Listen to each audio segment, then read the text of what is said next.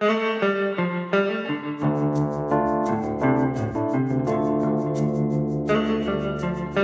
everybody, I'm Matt. This is the 10-Minute Bible Hour podcast. If this is your first time ever here, welcome. I'm super glad that you decided to carve out some time to hang out with me. That is a huge honor. And what you'll figure out pretty quickly is that we are going straight through the book of Matthew. We do that in like 10-ish minutes every weekday morning. And that means that at this point, you might be starting to thumb through your podcast app because like, oh, well, maybe I need to go back to the beginning. But you don't have to.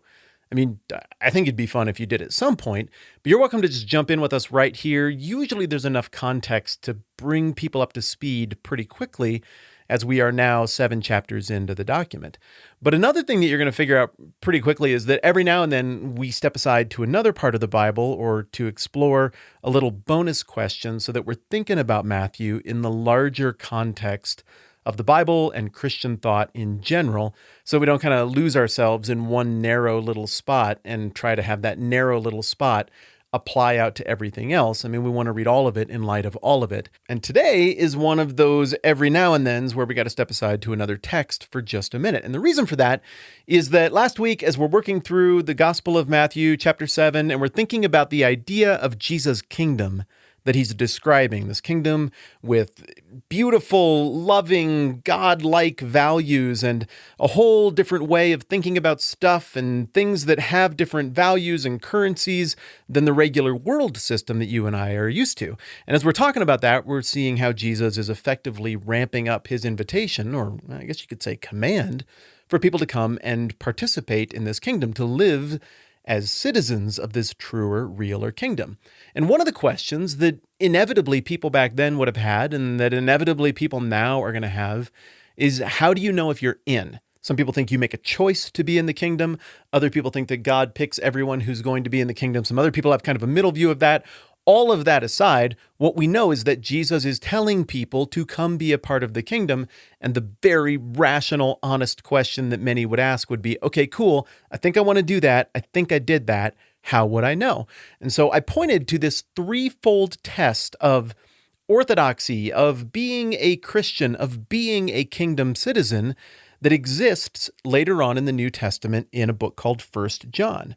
And in pointing people to that, I kind of threw out this flippant homework assignment. And I was like, hey, just go read it. You'll see it.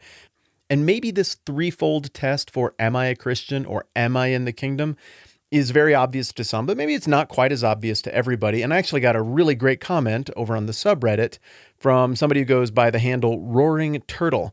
And it goes like this. So a quick question. Matt's mentioned on a few occasions of John writing a threefold proof of a person's sincere belief in Christ. I've read 1 John since then, and I may just be oblivious or too sleep-deprived to catch it, but I didn't see it as clearly laid out. I would love to be pointed a little more clearly towards specific passages. Thanks. And again, if you want to go over and catch conversations like this, there's a link in the show notes of every single episode that says discuss this episode here, and that'll take you to reddit.com r/TMBH podcast is where we hang out and do the discussion, which is, of course, free to participate in if you would like. And a guy named Elijah Q jumped in and gave some really excellent thoughts on this. But rather than just reading Elijah Q's response, I thought it would be worth our time to go over and look at 1 John together, to look for this threefold test, to point out where it appears in the text, not just because it's a good, thorough academic exercise, but because, well, I don't know, maybe you're wondering if you have signed up and you are in the kingdom or not, and this book is incredibly helpful for answering that question. So, original context, 1 John is written by John, the same John who did the gospel, the same John who we believe to be the beloved disciple, and the same John who tradition says lived to be the oldest of any of the disciples. He's the only one, if I remember correctly, who is not purported to have died a violent death as a martyr. He lived out his days in what we would now call Turkey, or islands just off the coast of Turkey within the political orbit of Ephesus. And of course, he wrote the oddball of the 4 Gospels. Not that it's like wrong or bad. It's just coming from a different perspective with a different agenda. The details seem to line up pretty well, but it has a little different feel to it. And I think part of the reason that John and all of John's literature has a little different feel is because he is writing a bit later, and because he is writing in response to a counter movement within or against Christianity that had emerged as people tried to synthesize Greek assumptions that people just believed to be immutably true with these new Christian assumptions, which they also found very appealing. So they mush that stuff together, and what you get is something that is often referred to as dualism, or a specific expression of dualism that gets called Gnosticism. And one of the Gnostic dualistic beliefs is that the physical is bad and the spiritual is good. And so some Christians influenced by Gnosticism would look at that and say, well, since the physical is bad, I need to reject my body in every imaginable way. And it also means that Jesus and the Father, they're not really on the same page like Jesus held it out as being. The Father is bad because he made physical things in creation, and Jesus is good because he spiritually liberates us. Well, I mean, that sounds pretty good in Greekish, I guess. The only problem is it doesn't sound like Jesus, and it doesn't sound like what the Bible teaches. It doesn't sound like Jesus as being the ba-da-da-dun-dun, dun-dun to the ba-ba-da-dun-dun of the first part of the Bible. Jesus is the completion and the fulfillment of what God has been doing all along, not a departure from that into a new thing. So John is pushing back in his literature on faulty theological assumptions about the relationship between Jesus and God. He is pushing back on this Gnostic pseudo-Christianity that has emerged. And he's pushing back on another version of Gnosticism that would say, well, since the physical is bad and the spiritual is good, it doesn't matter what I do with my physical body. So all of the moral teachings of Christ are irrelevant, and I will indulge my body however I want and do whatever feels good, as long as spiritually I'm right with God and I think the right things about God, I should be good to go. 1 John is a firm refutation of those assumptions. And people break this down a couple of different ways. And Elijah Q rightly points out in response to Roaring Turtle that some people break this out differently than I do. They would say there's maybe a dozen tests of orthodoxy scattered throughout 1 John. I would disagree with that read, though, and say that what we're seeing instead is a repetition of effectively the same three tests again and again and again, and the very grandfatherly, caring tone that this now very old man John is taking to what must now be a third, fourth, maybe beginning of a fifth generation spiritually of Christians is one that is meant to really pound home the idea by taking different runs at the same truth as it goes along. And I think there are a handful of very clear restatements of this threefold test for are you a Christian or not. So what I want to do is give you just a little tease of that structure, and then we're going to go and break it down very specifically tomorrow. So the document opens with John saying, that which was from the beginning, which we have heard, which we have seen with our eyes, which we have looked at with our hands, have touched, this we proclaim concerning the word of life. The life appeared, we've seen it and testified to it, and we proclaim to you the eternal life, which was with the Father and has appeared to us. We proclaim to you what we've seen and heard, so that you may also have fellowship with us, and our fellowship with the Father and with his Son, Jesus Christ. We write this to make our joy complete. So, hey, there's your smoking gun. Why are we doing 1 John? It's to make our joy complete. What will make our joy complete? If everybody's on the same page about Jesus and what it means for those who are a part of his kingdom to exist in this world. How do we live? What do we do in response to the reality of Jesus? Christian truth starts with a right understanding of the person for whom Christianity is named. The one foundation, the chief cornerstone, the main character of Christianity is Christ. And so implicitly what John seems to be saying here is, look, we saw all this stuff.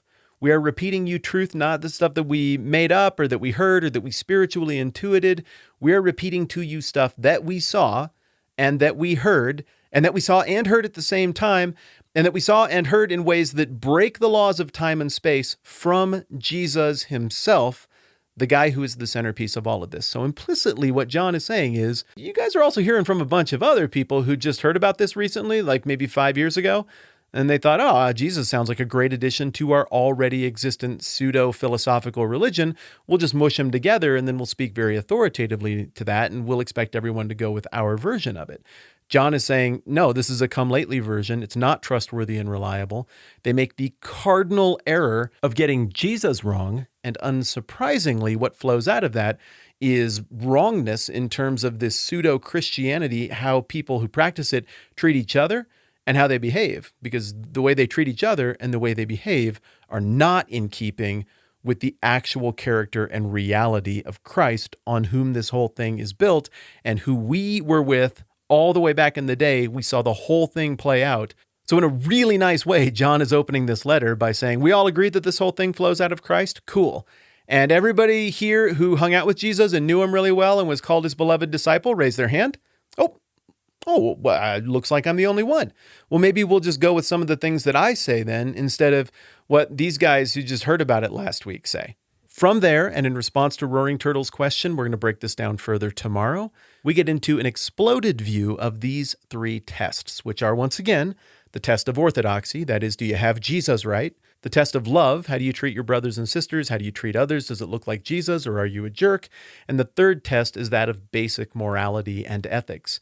Do you obey the commands of Jesus? Because again, if you say this is a kingdom and he's the king and you don't obey his commands, well, then obviously I guess you'd be a part of some other kingdom and not truly subservient to that king. Again, we'll break all of that down in more detail tomorrow, give you a little bit more of a sense of the outline and flow of reasoning in 1 John. And before we wrap up, just to make sure we're on the same page, the reason we are doing this 1 John thing is not because I'm tired of Matthew and I got distracted. We're doing this because the natural question, especially for you and me all these years after the fact, coming out of Jesus' push in Matthew 7 to say, hey, choose this narrow way over here, don't choose that broad, obvious path over there, is, okay, well, I think that sounds good and I want to do that. How do I know if I've chosen the narrow way?